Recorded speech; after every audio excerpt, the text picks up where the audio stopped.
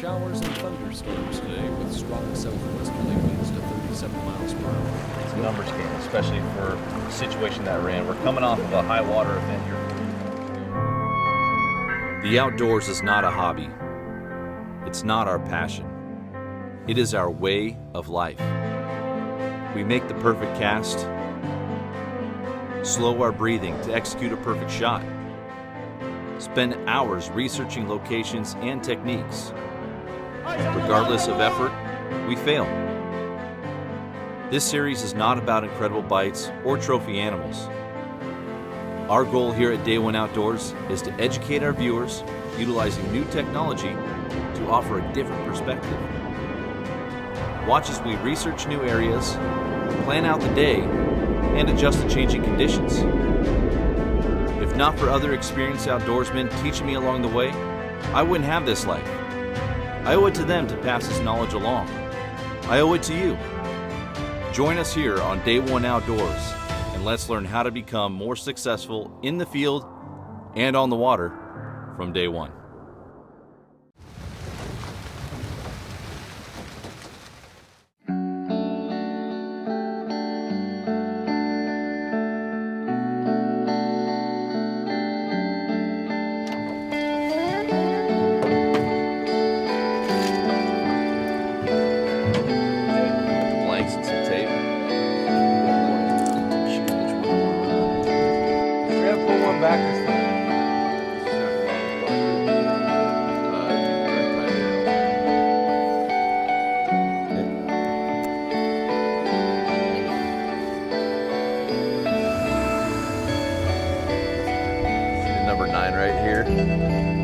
All the way up to that when we come back in. Today is the opening day of the buoy 10 season, and this season's always much anticipated.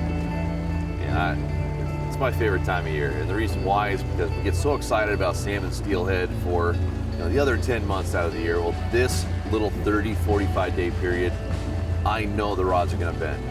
I know the rod's going to fold over. We're going to get bit. We're going to hook up, and there's nothing more exciting than that, to get up in the morning, get on your boat, get your gear ready, and know that you're going to see chrome hit the deck. So this fishery is phenomenal, not only for that reason, but we have over 1 million salmon coming back this year alone. That's all going to happen in a 30 to 45 day span. But today's August 1st. We have not been allowed to fish down in the lower river whatsoever. It's a guessing game. So how do we balance that out? How do we figure this out down here with zero intel? We refer back to our logs from years past, and I was really happy that in the last couple of years I've been doing a daily update, just a little video blog, because I was actually able to refer back to that for today. It's a similar tide set. I looked at what we did last year, and I watched the video that I put out on August 1st last year, and it told me a lot. I was able to figure out exactly where I wanted to start today because of the tides that we're seeing and where I found success on August 1st last year.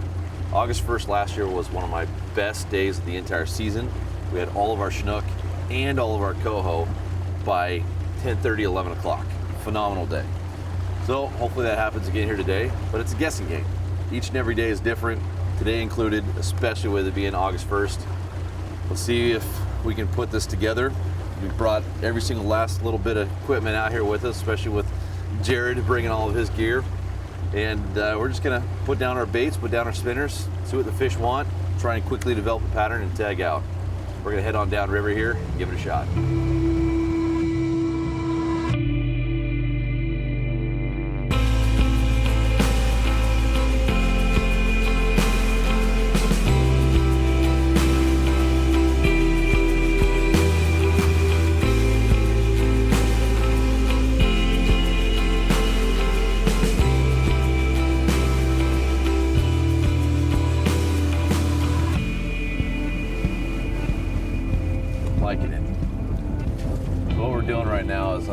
To our first spot. We're about ready to get our first baits in the water of the season, and I'm stopping in this specific location because we have a really strong ebb today, a really strong outgoing tide. It's a minus tide, and it's still ripping really hard on both the Oregon and Washington shorelines at about 3-4 miles an hour, if not faster. So that makes it very difficult to fish. So what do you need to do? You need to find softer currents, and that's exactly what we have here. I'm up on top of a flat, only in 10, 12 feet of water, really shallow water, counterintuitive to what you would think, but this is where we got them last year during the same tide set on August 1st. So we have a really strong current on the Oregon side, ripping current on the Washington side. They come together, they create a back eddy right in this area here. So it's going to be really nice and easy to fish. We can slow down our presentation, give the fish a chance to look at it, and these fish will be sucked out of those fast currents and dropped right here into this back eddy. At least that's the theory. We're going to get some baits on, see if it works out though. You guys ready? Let's do it. I'm always ready. Ready for action, ready for fun. We're going to start out by using anchovies here, and really this is the only bait that I've been running for probably the last 5 years. The reason why is because they're really durable. They have a really nice hard head, so when I put that lead hook up through the bottom jaw, out between the eyes, it's going to hold it in there nice and firm. Their outer body here around the scales harden up, especially when you put it in that Procure brine. Makes it really nice and firm, so when I put that back hook in, it'll stay solid in there and keep that twist going. So anchovies are definitely going to be the bait of choice here today. Nice, Easy? Nice curve on it. So easy to bait them like this. So easy. Okay, we got the lines all baited up. And what I'm going to do is I'm going to turn the boat, and down here for about 99% of days, I'm always trolling with the current. The reason why is because we want to be covering water. Fishing is a numbers game, especially down here with over 1 million fish coming back. You want to get in front of as many fish as you can.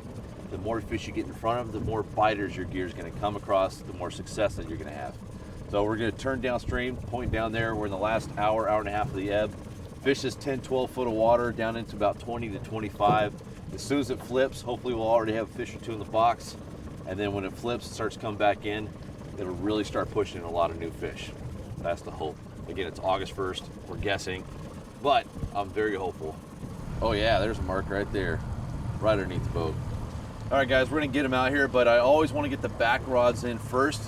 We're gonna get those scoped out away from the boat, and then the bow rods. So I'll start out with this one here. Yeah, sure. Yes, sir. Yeah, sure, sir. We'll make sure that those baits are twisting too. Just making sure our baits are spinning in the water. It doesn't take much action because these fish are actively feeding, especially on the incoming tide. But I want just enough spin to grab their attention and make it look like a wounded bait fish. Put through some bait.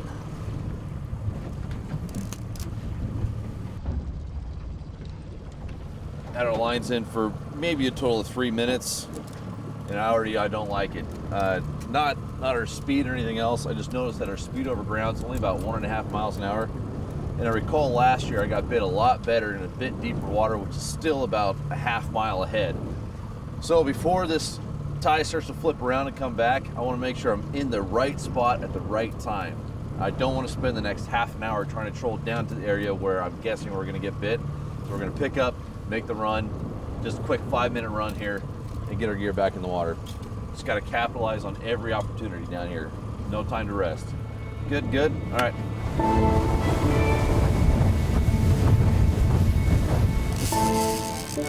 Make sure they're swimming. Reel it up to rod tip, zero it out.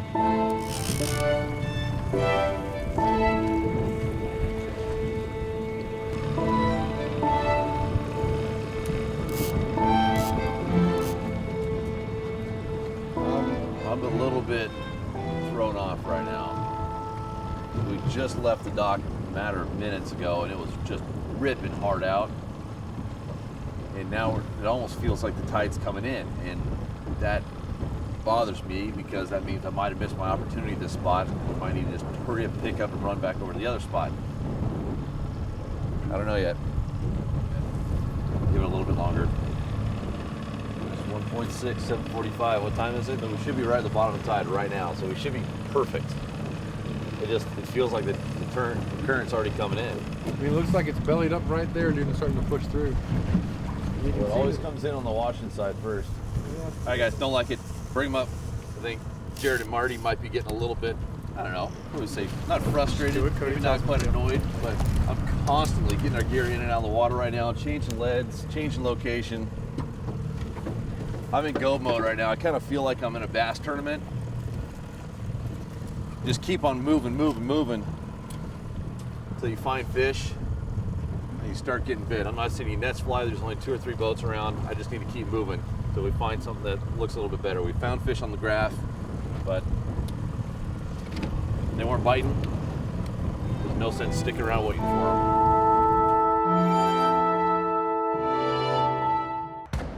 Fishfield is your one-stop shop online for the gear you need here in the Pacific Northwest and beyond. From salmon and steelhead, saltwater, trout and kokanee, even crabbing. Visit fishfield.com today to place an order with no sales tax and have the gear you need shipped fast. Fishfield.com, we have what the Northwest outdoorsman needs. Every once in a while, a new lure comes along that catches every angler's attention. It could be because of all the irresistible colors and finishes, or the patented skip beat action. Or maybe it's the wide variety of sizes designed for salmon, trout, walleye, steelhead, mackinaw, and more. But just for the record, we know one thing for certain. We didn't design the maglip to catch fishermen. Yakima Bait Company. It's nice, about 2 miles an hour. Good line angles. I'm gonna kick over to buoy 16, buoy 20 right in that area and give that a shot. Getting reports. One of the best tools out here is a cell phone and having a good network of people. We got guys spread out from Ilwaco to Chinook, guys up near the bridge, and nobody's over on the Oregon side right now, so that's what I'm gonna do. We're gonna pick up here, kick over to buoy 18, buoy 20, and try that right on the first part of the push. Guys, let's crank them up. Back home, guys. There it is.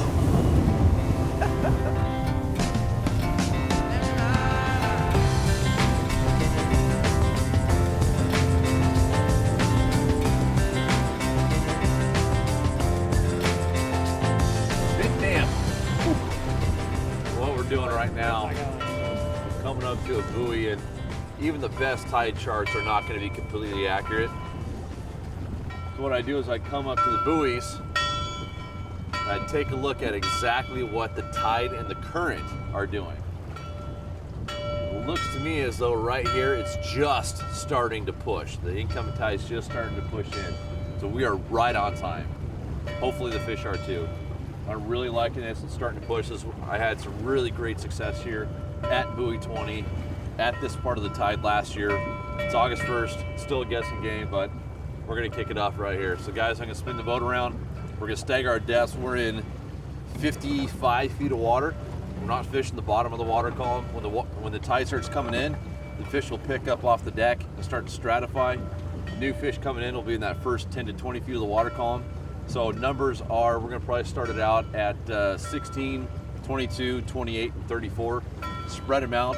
When we start finding biters, we'll start short stacking our gear and condense our spread to keep as many of our lines, many of our lures in front of these fish as they start flushing in. And that will change over the next couple hours, but I'm liking what I see here. So I'm gonna stop the big motor, get the kicker down, and let's get them rolling. Dude, there's so much bait in here. There's a fish slashing through it right there at 25 feet. Fish up shallow around 14 feet. So the out be fun for him. Oh yeah. Made a couple laps there, guys. Let's do a quick bait check, see how it's all looking. Sometimes the little feeders can come through and just whoop you. We're sitting here and the tide is definitely pushing in now. We're dealing with a little bit of a red tide, which is not gonna help us out very much. And we got our gear spread out all over the place, but a lot of people think that buoy 10 is just a boat fishery. Well, it's not. Right over here on the beach in the same exact area that we're fishing is what's called Social Security Beach right off of Fort Stevens. There's a lot of cars up over here, and those guys are just casting rooster tail spinners or plunking an anchovy out there as far as they can cast out. Now they can cast maybe only 10, 15 feet, and they're already in 10, 15 feet of water. So it's nice steep bank, and it's great this part of the tide as the water starts to flush in. So don't feel like you can't fish buoy 10 because you don't have a boat. You have Social Security Beach as an option. Then on the Washington side, they just revamped and rebuilt up the North Jetty. So now it's really nice, easy walk all the way on out there. And a little bit later on in the season, when the numbers get up on an incoming tide, that fishery off the North Jetty and here off of Social Security Beach can be phenomenal right off the bank. Cast spinners, cast out a bobber and an anchovy, plunk an anchovy, and you'll get into some fish.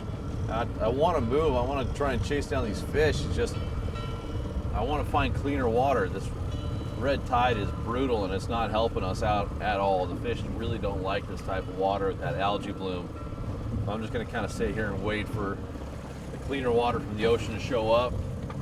And hopefully with that will be some fish, but if nothing else, I'll at least feel better about the water that we are fishing. The water temp is still hanging fairly warm right now. It's 66. We need to wait for that ocean water to show up for sure. It's either the watercolor, it's I don't know. Finally coming back up. I was in that dirty water the whole time.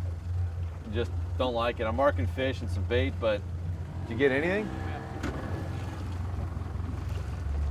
Camera's seeing pretty much the same thing, just no action from any boats. Talked to Brandon Glass, he said that he saw a couple 3 nets over near Hammond.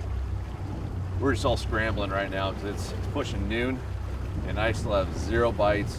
Brandon had 1 quick nip. I've only heard of 2 or 3 other fish, so.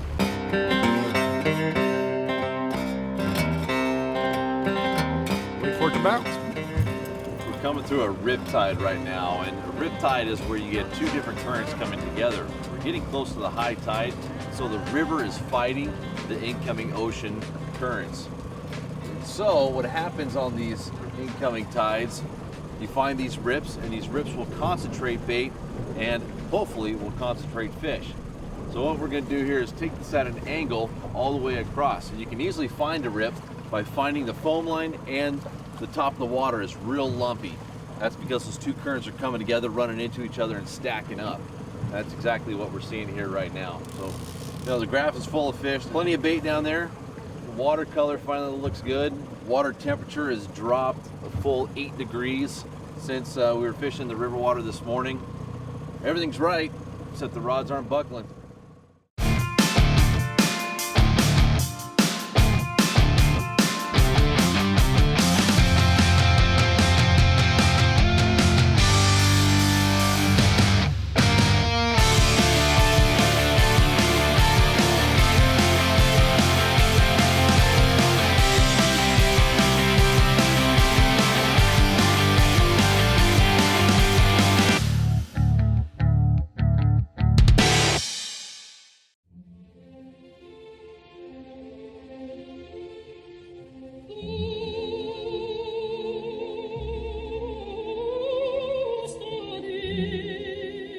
Salmon swim up to 3,000 miles to return to their exact place of birth to reproduce.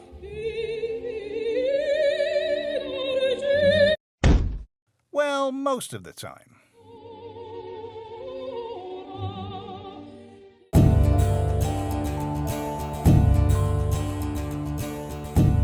There you go, fish right here, come here. Oh, there you go. Fish on! Yeah, nice. We've been waiting all day, Cody. We put it after it, See a whale, brought us some good luck, and bam, rod berries. I'll check my bait, I promise, as soon as we net this fish. Well, the reason why I asked you guys to check your baits is because I started marking some good bait and some good fish down there. Do that.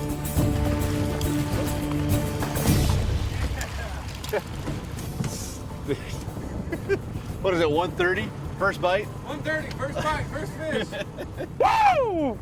Hot action down here at Buoy 10 on opening day. We broke the death streak. But it is so we gotta look for 2 things here. It is a Monday and the regulations state that it has to be a hatchery fish. And hatchery fish could be either a adipose fin clip or a left ventricle fin clip. There you go, Jared. So we're gonna look for that right now. Marty, you wanna come on back here for me and just keep a hand on the net? Get the pliers here and unhook them first.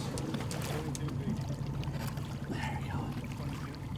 Yeah, right where he should be, Jared, right there, 22 feet. I look back and it goes whoop, whoop, whoop, whoop. And I was trying to wait for you to get on the camera so you could see it. And I was like, whoop. See what type of fish it is, see if it's one we can keep. So it has its adipose fin. So we know that we can't keep it there, covered in sea lice. And it has both of its ventricle fins. That means that this is a wild fish, and in an effort to protect our tule stock, we got to let this one go on Sundays and Mondays. So Jarod, let's get a quick pick if you want to come on back here with me. Oh my goodness. Look at that guy. That's awesome, dude. It's covered in sea lice, and looking at the spots on it, this actually looks like a lower river fish. Yeah. So no this doubt. is a good fish to protect. Yeah. So we're gonna go ahead and put him back in. Got like Run him, brother. one. Buoy 10, it's Buoy on 10. fire. Day one, one fish. 16. That was awesome. You know, after all day spent out here, you know what you're doing. You know you're doing things right. And it's just a persistent pattern of, you know, finding the fish. And Cody does this, you know, every day, day in and day out. So, you know, to finally look up and see that rod starting to do its thing and let it eat, you know, and hook that fish up felt good. So we're gonna get it back in the water. We're gonna do it again. Hopefully we'll do it 3 or 4 or 5 more times before the day's out. Struggling, man. We are struggling. Right near the tide change right now is when things should be popping. There's a dozen boats here and nothing's happening. So the mine's going 100 miles an hour. Do I stay here on the Washington side or kick over to the Oregon side? One of my favorite trolls is over next to the ship anchorage on the Oregon shoreline. And as soon as those ships start to swing, which you can see them starting to come around right now, as soon as they start to swing, boy, that bite happens over there. Sounds like there's been a few more fish over there compared to here, so I'm getting a little antsy. And I'm gonna be on this stick the whole time to try and manage all the wind waves and everything. So we're gonna probably start out at, let's start out just to get them down at 40 and 32, and then we'll drop them down to the deck once I get the speed right and everything.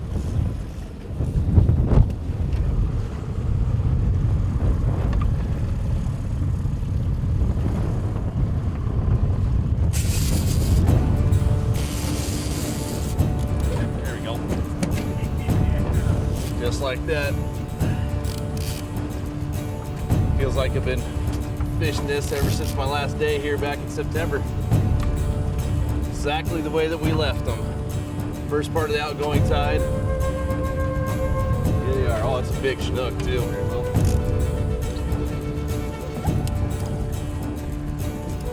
Bit it so slow.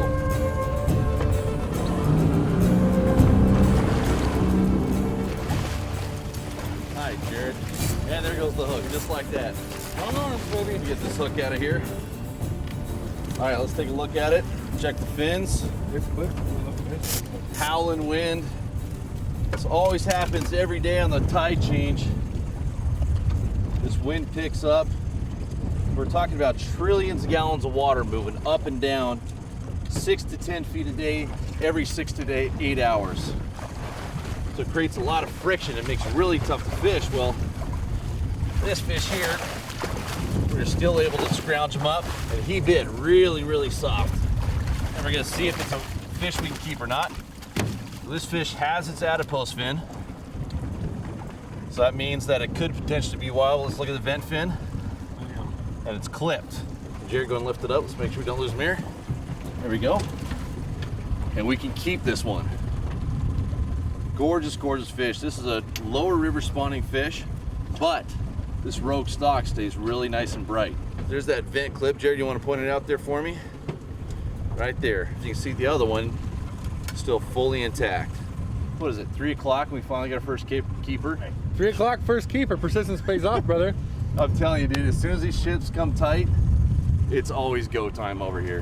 That's awesome. It always is. And we're not even at the best part of it yet, so we might make another pass or two. Think so? Dude, this is windy, this is nasty.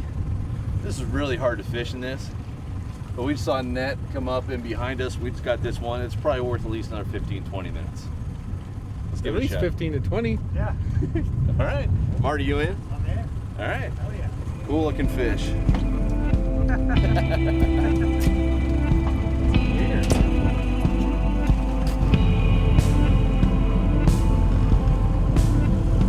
you go.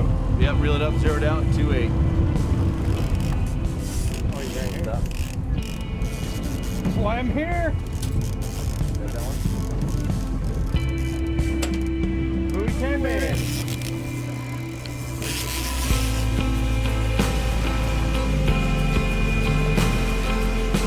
Got it?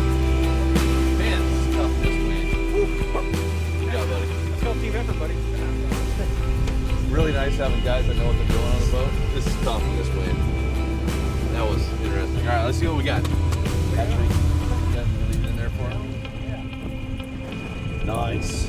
Look at that little football. Come on back, Marty. Grab your fish, dude. It's definitely lumpy out here today. There you go. Nice work, buddy. Nice work, you guys. You put enough people together with enough knowledge, in a fishery like this, and eventually you'll get some success. You just got to be persistent. And Cody knew once those ships started to swing, things were going to happen. And he's out here enough, and we trust his judgment. And he trusts his judgment, and obviously the fish trust his judgment. All right, hold that fish up, dude. That thing looks awesome. Nice.